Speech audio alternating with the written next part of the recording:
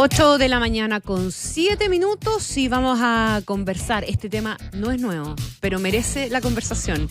Y nuestro entrevistado ha estado con nosotros aquí muchas veces hablando de esto, porque este es un tema que tiene historia, ¿o no, David Bravo?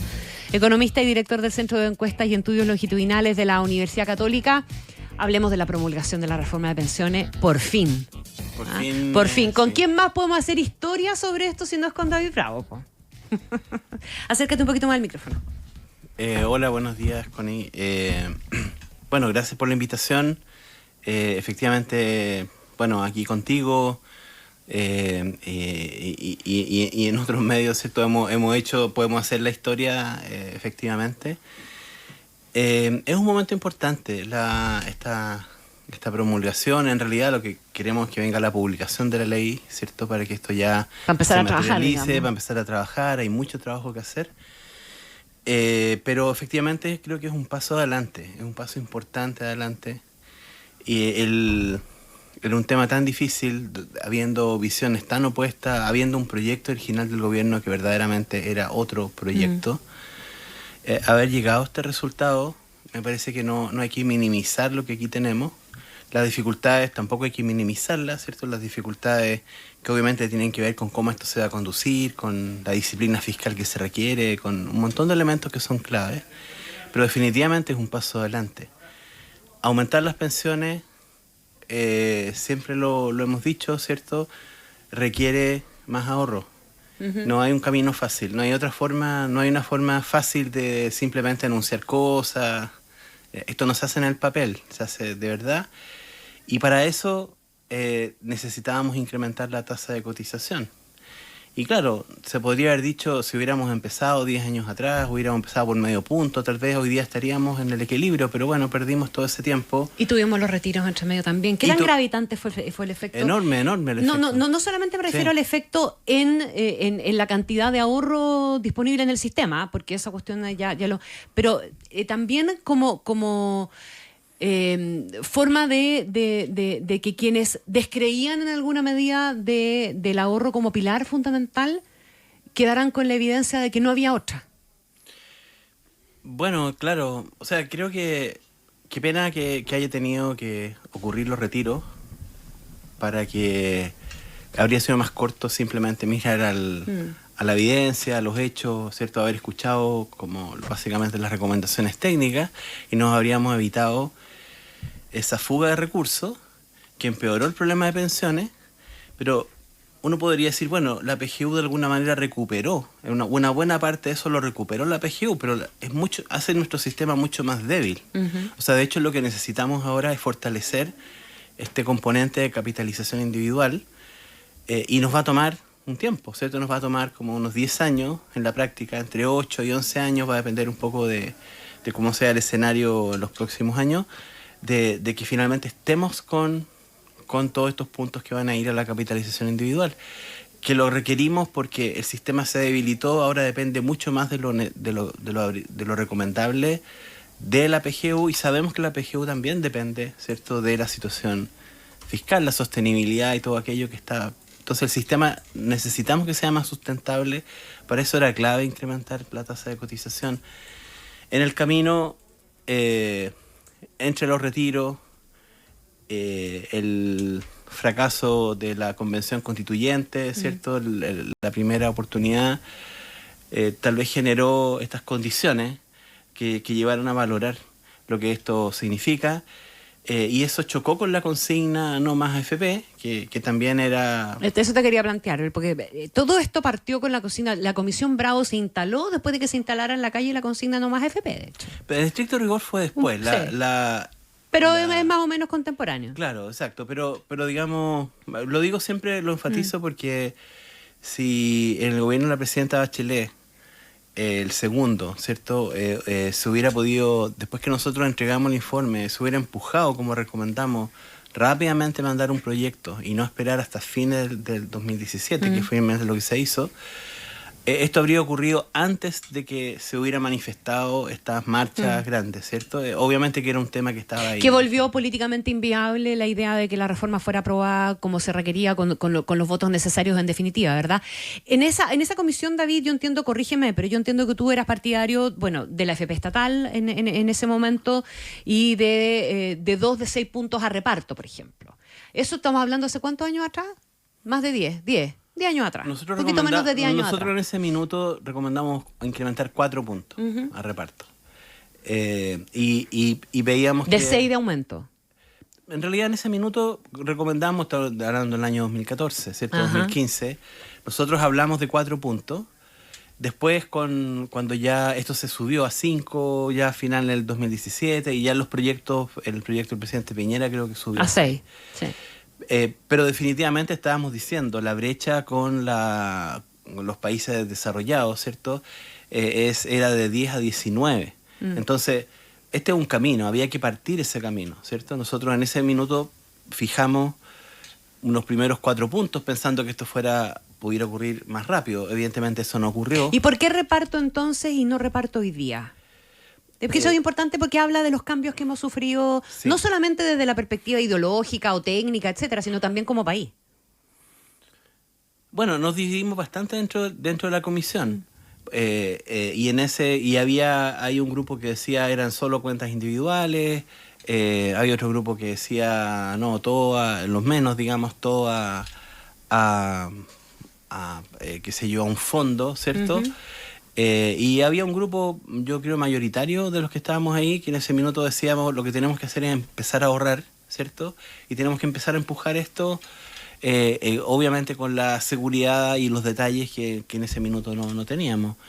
Yo diría que la principal convicción que había detrás es que estábamos con una situación muy delicada, que las pensiones futuras iban a ser peores que las pensiones actuales a esa fecha, y eso se ha mantenido.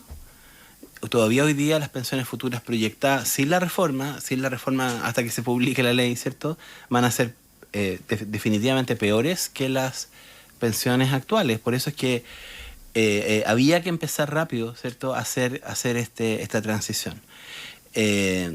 Bueno, ahí el mundo cambió, digamos, ¿cierto? Después ¿qué es lo que ocurrió con los proyectos del gobierno, la presidenta Bachelet, el presidente Piñera, ¿cierto? Básicamente hubo un momento particular, el gobierno del presidente Piñera, cuando estuvimos a punto de generar un acuerdo en la comisión de la Cámara, ahí efectivamente se materializó en el acuerdo en la Cámara de Diputados, entonces, ¿cierto?, esta mitad y mitad. Claro, ¿cierto? el 3 y 3. El 3 y 3, y eso estuvo a punto de ser firmado, efectivamente. Solo que se quedó taponeado en el Senado, y en particular también después vino la crisis del COVID, ¿cierto?, que empeoró las cosas. Entonces, esto muestra cómo yo creo que nuestro objetivo siempre tiene que estar más encima de los instrumentos, y creo que tampoco hay que dramatizar demasiado diferencias. Yo veo que hay gente como que prácticamente está desangrada al verme el camino hoy día porque hay 1,5 puntos que en este acuerdo, ¿cierto?, van a ir a las cuentas individuales cuando las personas se retiren, con rentabilidad de los bonos de tesorería. Claro, pero que por mientras se van a usar en la cosa, en lo solidario. Casi como que se estuviera violando un dogma, digamos, que de verdad creo que eso es demasiado. Hay que mirar las cosas con más distancia, precisamente, y creo que este recorrido que tú haces de nuestra historia previa, ¿cierto?, permite mostrar que tenemos que generar cierta flexibilidad y acuerdo. Al final, el no llegar a acuerdo nos lleva a una situación casi imposible, ¿cierto? O sea, si efectivamente no hubiéramos cerrado enero con este acuerdo, es bastante claro hoy día, como vemos en marzo, con el ambiente como está, que no habríamos llegado a acuerdo alguno. Jamás. ¿no? Entonces tuvimos una ventana de oportunidad. La única diferencia fue que en este caso se aprovechó. Y eso creo que es un mérito que hay que reconocerle al gobierno, y hay que reconocerle también a la oposición en el Senado, ¿cierto?, que creo jugó un papel clave, porque este proyecto no habría sido aprobado en estas condiciones en la Cámara o en otro lado, ¿cierto? Entonces, esas personas que ahí jugaron un papel clave merecen todo mi respeto, porque supieron, más allá del lenguaje político, en fin, cómo se hacen las cosas, y cómo se hace todo para un poco más para la galería, pero supieron hacer un trabajo.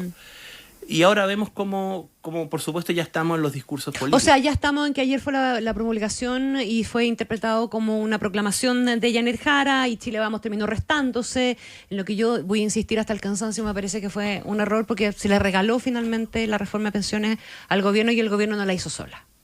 No la hizo solo, en definitiva. ¿Qué viene? Veo que vas a participar en un seminario donde va a estar el ministro Marcel, ¿verdad? Va a estar la Soledad Ormazábal, Paula Benavides, que fueron dos personas muy activas e importantes también en la construcción de los acuerdos desde la perspectiva más técnica, y Nicolás Barr, que es profesor de la London School of Economics. Pero el título es el que me interesa mucho, tratar de bajar un poquitito, el sistema de pensiones después de la reforma. Nos interesa tomar perspectiva, porque entendemos que estamos con este tema, ¿cierto? Hoy día puede ser más noticia básicamente el espectáculo que se puede hacer sobre la reforma o las distintas atribuciones que se puedan hacer los distintos grupos. Lo único relevante yo creo es que acá se llegó a un acuerdo en el Congreso, que vamos a tener una ley publicada, y esto pasa a ser ley de todos los chilenos y las chilenas, ¿cierto? Y por lo tanto... Y lo que yo digo este es un paso adelante importante. Entonces, ¿cómo queda el sistema de pensiones después de esta reforma? Por supuesto que hay muchos elementos de detalle que hay que abordar. Ese es uno de los aspectos que a lo mejor van a salir también en ese seminario.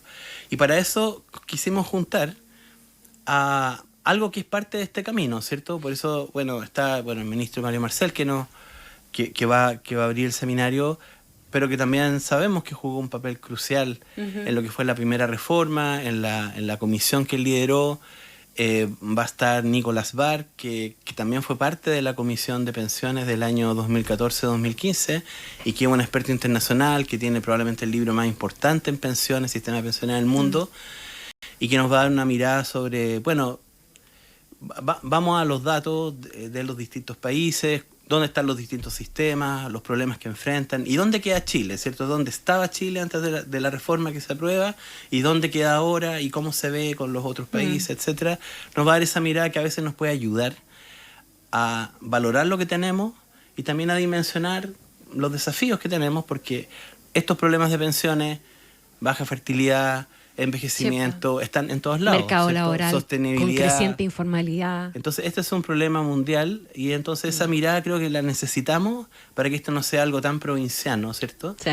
Y ni tampoco nos compremos la idea de que con esta reforma se soluciona el problema de las pensiones, porque el problema de las pensiones tiene otras causas como la que tú también estás nombrando y que solamente van a agravar el tema. O sea, exacto, la tasa de natalidad, las características de nuestro mercado laboral, la migración y la informalidad también. Los enormes desafíos que tenemos y por eso también en este grupo, ¿cierto? Que va a estar en ese... entonces vamos a estar Nicolás Barr y yo, que estuvimos en la comisión del 2014-2015 y tomamos a dos de las personas, son varios, ¿cierto? Que estuvieron en la mesa técnica. Claro, la Soledad Ormazábal y Paula Benavides. Exacto, y ahí creo que es muy importante, para mí es muy importante el carácter técnico de la discusión, el carácter técnico de la reforma. Y por eso relevamos, si esto resultó, o sea, si la reforma resultó, obviamente hubo una decisión política, la decisión política que se tomó en la Comisión de Trabajo del Senado, a quien creo que hay que realmente levantar ese tema. Los 5 senadoras de ahí, más Iván Moreira, ¿cierto? Que presidió unos meses. Y que se apareció ayer en el acto, en la promulgación. Es muy importante, o sea, realmente creo que en ese sentido creo que se comportaron, ¿cierto? Como aquello que esperamos, ¿cierto? Como queremos que se comporte una oposición. Pero ellos delegaron esto en una mesa técnica. O sea, lo primero que dijeron fue, no vamos a hacer cualquier discusión, la vamos a hacer fundada. Entonces, el carácter técnico, o sea, si queremos hacer las cosas bien, eso es relevante. Algo de eso también es lo que quisiéramos enfatizar ahí en ese seminario. David Bravo, pongamos un poquito la pelota al piso en 2 dimensiones. Una, que la gente entienda cuáles son los cambios que vamos a comenzar a ver este año, cuándo suben las pensiones, a quiénes se van a beneficiar, etcétera, pero también cuáles son los grandes desafíos de la implementación de la reforma y cuánto tiempo va a durar hasta que podamos hacer el check de que todo salió bien, incluso las recomendaciones que hizo el Consejo Fiscal Autónomo respecto de la sostenibilidad, etcétera. O sea, que hay una larga lista de cuestiones que hay que ir chequeando y supervisando en el camino. No basta con promulgar la reforma ni con esperar que se publique, digamos, sino que viene un trabajo bien titánico, un trabajo de Estado. Sí. porque esta es una reforma que tiene, ¿verdad? Todavía cosas que hay que ir chequeando a 30 años plazo. Claro, y acá hay tareas año a año, digamos, ¿cierto? Año a año y... exacto, o sea, esta reforma aparte, digamos, si es que se publica ahora, entra en vigor desde el punto de vista de, por ejemplo, las cotizaciones, ¿cierto? Empiezan en el mes de agosto, ¿no? O sea, en el mes de agosto empieza ya tenemos el 1% de cotización adicional. Entonces, desde el punto de vista de, por así decir, el mercado laboral, ahí empieza como una primera prueba, ¿cierto? Donde vamos a tener un aumento de 1%, y luego va esto anualmente. En realidad vamos a tener finalmente los 6 puntos y los 7 puntos adicionales, porque son 7 puntos adicionales a lo que ya hoy día, porque hoy día ya tenemos 1,5 en el seguro de invalidez y sobrevivencia, ¿cierto? Entonces esos 7 puntos adicionales van a estar el año 2033, o eventualmente podría ser el 2035, todo va a depender después de los primeros 4 años si es que efectivamente los supuestos que hubo detrás de la reforma, ¿cierto?, tributaria, para generar recaudación se dieron o no. Si es que no se dan, podría ser que se alargue un poco más el aumento, se haga más gradual el aumento de cotizaciones, ¿cierto? Claro. Pero este proceso es un proceso que parte con un 1% de cotización adicional ahora en agosto del 2025 y nos vamos a ir como en agosto de cada año, ¿cierto?, subiéndolo hasta que lleguemos, como digo, puede ser 2033 o 2035, o sea, ya vemos, nos fuimos 10 años más o menos, ¿cierto? Ya podría ser que ya en 10 años vamos a estar como recién con, en estricto rigor, para los ahorros de las personas, 6 puntos adicionales de ahorro que van a las cuentas individuales. Entonces, claro, entre medio se va a pensionar mucha gente, o bien se van a pensionar y a lo mejor les tocó ahorrar 6 puntos solamente un año, ¿cierto?, o 2 años. Entonces, obviamente, las pensiones de esas personas, el efecto sobre las pensiones de esas personas va a ir, digamos, los 6 puntos realmente, que es 60% más de pensión que lo que habría sido si no tienen esos 6 puntos, en realidad se va a dar para la generación que empieza a cotizar con ese 16%, ¿no?, a las cuentas individuales, ¿no? Adicionalmente tenemos este 1% adicional que va al seguro social y que va a financiar esta compensación por tabla de expectativas de vida. Desde el punto de vista de los beneficios de las personas, el seguro Lagunas empieza un poco antes. Entonces lo que vamos a ver ahí como diferencia está en que cuando las personas estén recibiendo beneficios del seguro de cesantía, si están cesantes y empiezan a recibir, ¿cierto?, el subsidio de cesantía, adicionalmente se les va a estar cotizando en su cuenta individual, lo cual es muy importante. Entonces eso de alguna manera va a tapar algunas lagunas, ¿no? No tenemos que generarnos grandes expectativas, pero todo ayuda, ¿cierto?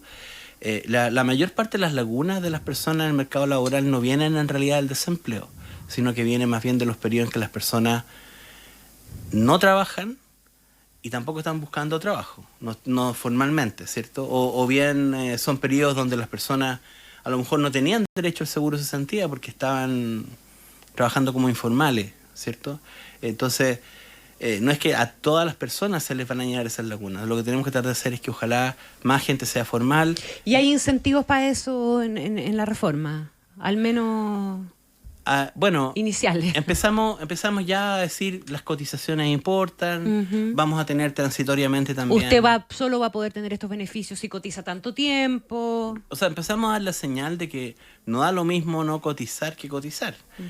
En el caso de las mujeres, para el beneficio, para el subsidio, ¿cierto?, por años cotizados a las mujeres que se pensionen, se le puso un requisito de 10 años de cotización, pero esos 10 años de cotización después suben a 15, ¿cierto? O sea, originalmente era 15 años de cotización requisito para las mujeres y 20 años para los hombres para tener este subsidio. y en la etapa final de la reforma se bajó a 10 transitoriamente, ¿cierto? Entonces, pero la señal está en que tienes que cotizar, o sea, no puedes tener una pensión, o sea, por supuesto la tienes, va a ser la PGU, la pensión si es que alguien no cotizó nunca en su vida, ¿cierto? Pero si tienes cotizaciones, tus pensiones van a ser mejor. Creo que hay que fortalecer todo lo que sea formalidad. Ahí tenemos la gran tarea, ¿cierto? Hay algunas piezas acá que son importantes. El otro tema, no se modificó la edad de jubilación, pero de todas maneras igual se está mandando alguna señal. Se está diciendo, usted quiere el subsidio por años cotizados, 65 años. Claro, hasta los 65 le conviene cotizar. Claro, o por ejemplo el bono de compensación por diferencia de expectativa de vida que va a las mujeres. Bueno, si usted se cotiza, si usted se pensiona a los 60 años, va a tener 5% de ese bono. Si lo quiere el 100%, a los 65. Entonces, digamos... Son señales que van en esa dirección. Claro, al final es lo que pareciera ser que los gobiernos han podido hacer hasta ahora, mandar señales mientras no retrocedamos en eso, porque hay que empujar en esa dirección. En la dirección del aumento de la En la dirección del aumento de la edad, sí, eso es lo razonable, las expectativas de vida siguen creciendo, el problema lo tenemos encima. Y bueno, y la PGU, ¿cierto? Que va a tener un aumento en septiembre a 250.000 pesos, pero para el grupo de personas, ¿cierto? Que tiene 82 años o más. Y después se van a ir agregando, porque obviamente ahí dependemos de los recursos fiscales, ¿no? Desafíos institucionales, esto también tiene unos importantes, aparte del detalle, ¿verdad?, de esto que tú estás señalando, que son desafíos en la ejecución y en la implementación, pero aquí hay cuestiones institucionales, hay entes que hay que crear, ¿verdad? Hay platas que se van a administrar y que tienen que, y ese ente tiene que dar todas las garantías del caso de autonomía, con un modelo probablemente muy parecido al del Banco Central. ¿Hay desafíos ahí? ¿Hay cosas que te preocupen o crees que está lo suficientemente claro cómo hay que hacer las cosas para que se hagan bien? Bueno, se dejó bien claro el tema del Fondo Autónomo de Protección, así se le llamó incluso, ¿cierto? Y son palabras que en la legislación nuestra no son vanas, digamos, no es cualquier palabra. Y las atribuciones ahí están establecidas y la forma como se selecciona a las personas y por lo tanto... Yo creo que todas las garantías que siempre hay que estar velando, pero son todas las garantías para que institucionalmente podamos tener una gestión adecuada y autónoma. Y por lo tanto nadie pueda temer que haya, en fin, los temores que empezaron a surgir, digamos, de distintos lados, ¿cierto? Por supuesto que, bueno, la ley es suficientemente clara, pero ahora viene la reglamentación y todo eso, entonces se tiene que hacer con los criterios técnicos pertinentes. Yo pienso que para mí sigue siendo muy importante que hay un área, que es el área, por así decir, fiscal. Aquí en Chile vamos a necesitar hablar mucho de sostenibilidad, ¿cierto? Porque el sistema depende mucho de, claro, de la PGU y los recursos fiscales. La sostenibilidad fiscal es muy importante. Importante la labor, ya lo mencionaste, que jugó el Consejo Autónomo Fiscal, ¿cierto? Jugó un papel importante y el valor de esas instituciones las valoramos cada vez más cuando estamos en momentos difíciles, ¿cierto? Entonces, las palabras del Consejo Autónomo Fiscal fueron muy importantes.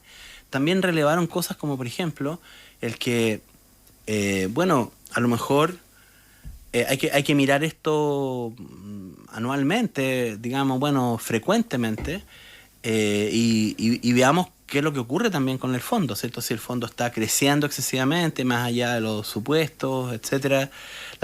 El costo alternativo ahí va a ser también, ¿se justifica o no se justifica estar como... seguir con los términos originales del préstamo? Podría ser que a lo mejor si los fondos van a crecer, digamos, excesivamente o vamos a un escenario optimista, tal vez se pueda empezar a adelantar el proceso, ¿cierto? Pero quedó con la flexibilidad necesaria para que esas decisiones se vayan tomando en el tiempo. Bueno, no quedó así, ¿no? Pero sí se conversó el tema, ¿cierto? Y yo creo que es un tema que obviamente lo tienen que ver las autoridades siguientes, los gobiernos siguientes. Pero para eso es clave la información.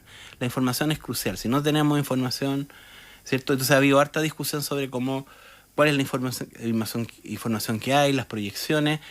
Entonces lo que yo a mí me habría encantado, ¿cierto?, que hubiéramos tenido una especie de ente autónomo, también como el Consejo Fiscal, pero que esté como dedicado al tema de pensiones. Por ejemplo, hoy día el Consejo Consultivo Previsional tiene un rol, pero es consultivo, ¿cierto? No, solamente cuando lo llaman, solamente si le preguntan. Como que nosotros necesitamos tener una mirada técnica y con un grupo que tenga recursos para poder estar haciendo los análisis, ¿no? Y esté levantando las advertencias del caso y que esté mirando pensiones. O sea, pensión en sí es una buena parte ya del gasto fiscal, amerita una mirada propia y en particular por decisiones que podamos estar tomando, ¿cierto? Como el tema de la jubilación y otras. Pero creo que vamos en camino. O sea, yo creo que acá no hay que estresar mucho el sistema. Todos podríamos haber pensado, mira, faltó esto, faltó lo otro. O sea, yo creo que donde estamos, tratemos de hacer que este camino avance. Miremos con detención a todas las señales, porque subir estos 7 puntos adicionales a lo que hoy día tenemos, ¿cierto?, en cotización del empleador, en el tiempo que tenemos, es complejo desde el punto de vista del mercado laboral. Entonces la pregunta más bien es qué otras cosas podemos hacer para alivianar esto, ¿cierto? Por eso qué cosas podemos dejar de hacer. Eso es lo que yo mencionaba. Claro. O sea, bajemos la carga por otros lados, ¿cierto? O sea, no insistamos en los temas del postnatal, en otras cuestiones. O sea, mira... Hay una lista ahí, ¿no? Bueno, claro, efectivamente el tema de esa laguna es importante, ¿cierto? Pero vamos a tener que ver, o sea, tal vez definitivamente, o sea... ayudaría mucho en el contexto en el que estamos, que a lo mejor el gobierno diga, mira, en verdad el tema de la negociación multinivel, claro, bueno... mejor no, por ahora. Es evidente que no van a poder hacerlo. Entonces, ¿para qué van a estresar el sistema? Porque el solo hecho que hagan anuncios y que manden un proyecto, puede ser, a lo mejor lo pueden visualizar como positivamente para las elecciones, pero la verdad las cosas es que le va a generar un daño a la economía. No queremos que en este año de elecciones, ¿cierto?, la economía se empieza a paralizar porque las señales... Entonces, todos podemos ayudar con las señales si entendemos que en realidad el impacto importante tiene que ver con tratar de que el empleo no se dañe. Al hacer esto que es necesario ir incrementando las cotizaciones. Básicamente es gestión lo que necesitamos ahora, que la gestión sea lo más coherente posible, ¿no? Don David Bravo, qué buena visita. Muchísimas gracias por venir a conversar con nosotros hoy día. Economista, director del Centro de Cuentas y Estudios Longitudinales de la Católica, cabeza de la llamada Comisión Bravo en su momento también. Nadie mejor para revisar y para dar cuenta de la relevancia de la promulgación de la reforma de pensiones. Que estén muy bien. Muchas gracias. Muchas gracias por la invitación. Son las 8:34.